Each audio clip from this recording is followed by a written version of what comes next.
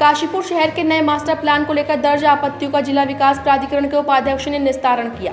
3 दिवसीय इस कार्यक्रम में कुल 740 आपत्तियों का निस्तारण किया जाना है, जिसके पहले दिन 300 आपत्तियों का निस्तारण किया गया है। दरअसल नए मास्टर प्लान के तहत शहर को 4 जोन में बांटा गया है। इन जोन में कई इलाकों को रिहायशी और कुछ को गैर रिहायशी घोषित किया गया है। वहीं द्रोण सागर टीले को हेरिटेज जोन में रखा गया है। नए मास्टर प्लान को लेकर यहाँ के लोगों और जिनके भूखंड इस क्षेत्र में हैं, उनको कुछ आपत्तियां थीं, जिसके लिए जिला विकास प्राधिकरण ने लोगों से अपनी अपनी आपत्तियां दर्ज कराने का अनुरोध किया था, जिसमें कुल 740 आपत्तियां दर्ज हुई हैं। वहीं सोमवार को जिला विकास प्राधिकरण के उपाध्यक्ष हरीश कांडपाल ने काशीपुर नगर निगम सभागार में इन आपत्तियों का निस्तारण किया।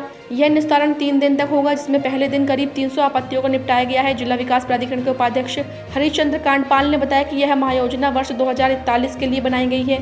740 में से पहले दिन 300 आपत्तियों का निस्तारण किया गया है, जिनमें अधिकांश आपत्तियों में भ्रम की स्थिति थी, जिन्हें स्पष्ट किया गया है।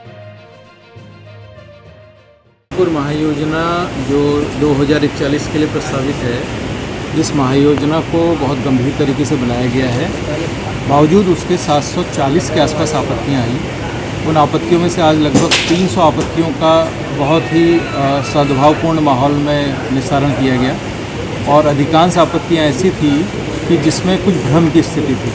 तो उस भ्रम को जब हमने स्पष्ट किया तो हमारे जितने भी आपत्तिकर्ता थे वो संतुष्ट हुए हैं। पहला भ्रम ये था कि जो हेरिटेज जोन हमने शामिल किया हुआ है, उससे लोगों को एक डर और भय का माहौल था कि संभवतः इससे हमारी ज़मीनें एक्वायर हो जाएंगी या ज़मीनों की खरीद फरोख्त रुक जाएगी या निर्माण पे कोई रोक होगी। तो ऐसा कुछ उसमें नहीं है। वो एक नया नॉमेनक्लेचर हमने जोड़ा है सो दैट कि हमारा जो काशीपुर में गौविशाण टीला और अन्य पौराणिक स्थल हैं, उसके आसपास एक हेरिटेज जोन हम भविष्य के लिए बना पाएँ। हेरिटेज जोन में सारी गतिविधियां पूर्व की तरह ही सुचारू रूप से संपादित होंगी। केवल जो फसाड पॉलिसी है और जो कलर होगा बिल्डिंग्स का, वो डिसाइड किया जाएगा, वो प्राधिकरण के द्वारा डिसाइड किया जाएगा। जब भी उसमें कोई नए मानचित्र स्वीकृत होंगे तो फसाड पॉलिसी के तहत होंगे। इससे उस क्षेत्र का एक बेहतर विकास हो पाएगा और हम आगे आने वाले समय में काशीपुर में पर्यटक स्थल दे पाएंगे। ये एक बड़ी आपत्ति थी। दूसरी आपत्ति थी कि जो हमारा रामनगर रोड है, उसमें ये कन्फ्यूजन था कि रेजिडेंशियल उसको दिखाया गया है।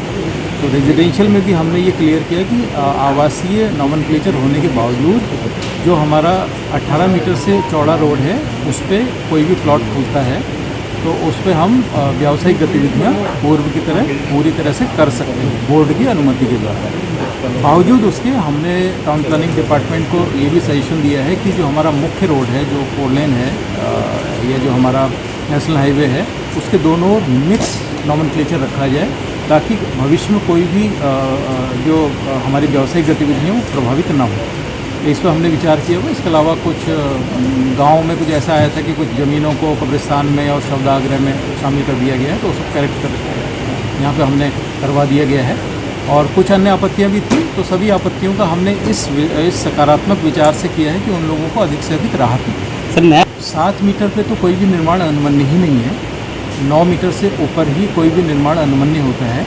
तो हमने कोशिश की है कि जो मास्टर प्लान रोड हैं वो अधिक से अधिक चौड़ी हों, भविष्य में उनमें हमारे पास पोटेंशियल हो कि हम उनको चौड़ा कर सकें। 7 मीटर पर कोई भी निर्माण अनुमन्य